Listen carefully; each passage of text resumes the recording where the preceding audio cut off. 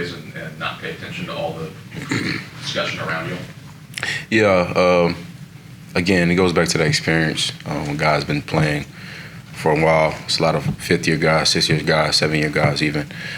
So we all understand that, and we are reiterating that to the team that it's just about us. And Coach Drink does a really good job at making sure we understand that it's really just about us. So we understand that and we know that.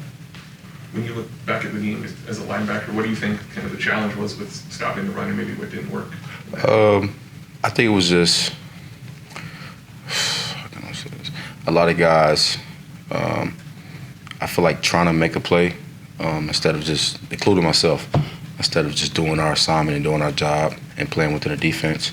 And we understand that as a unit and also as a team.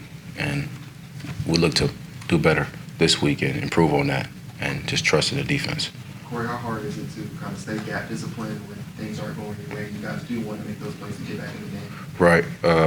Yeah, it's pretty hard, man, to do that, to stay within the defense when, stuff is spitting and it's a lot of runs that's spilling and spitting out. But you have to understand you have to still continue to do your job, and that's the point of being mature and the point of trusting the defense. And that's what we have to get back to the death row standard on trusting each other and relying on each other and playing hard together.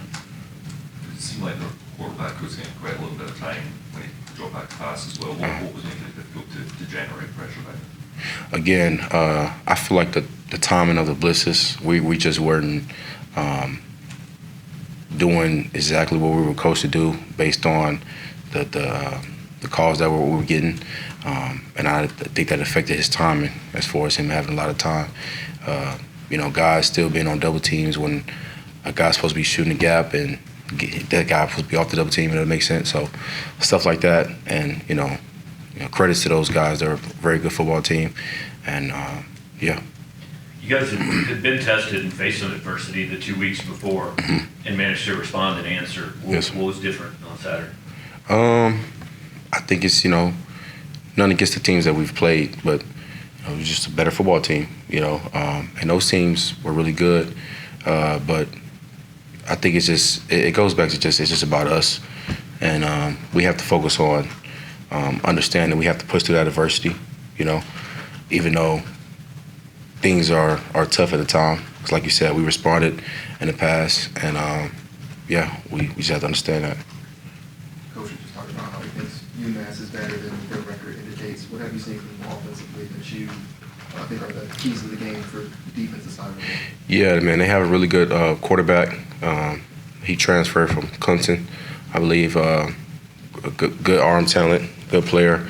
Running backs can play. Their receiver, number 11, he's a guy. And in all their games, Coach Drink was even telling us they were in the lead in like the third quarter, late into the game, and things shifted for them. But they're a good football team, and it's a good challenge for us, and we're focused on them. Corey, when you were at Miami, you experienced a lot of games like last Saturday where that required a big emotional bounce back. What did you learn from those experiences that hope to apply this weekend into the future as well? Man, it's just adversity and being honest with yourself in the mirror and being truthful with yourself.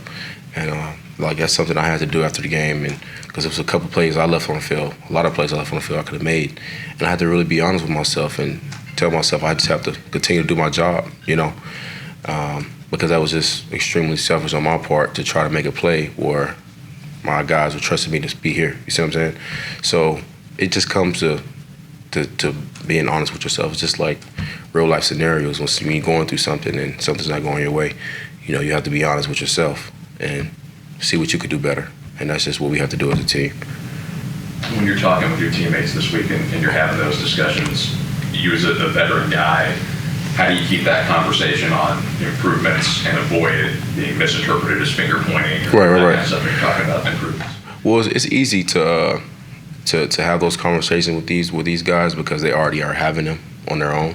So that's why I was saying with the earlier two questions, we're a very experienced team.